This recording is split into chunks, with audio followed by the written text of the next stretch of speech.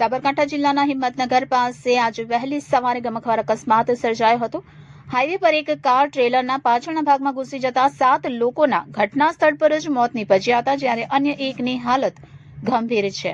અકસ્માત એટલો ગંભીર હતો કે ઇનોવા કારનું કચ્ચડ ઘાણ નીકળી ગયું હતું અને કારની અંદર લાશો ફસાઈ ગઈ હતી, જેના કારણે ગેસ કટરથી કારના પતરા કાપી લાશોને બહાર કાઢવી પડી હતી।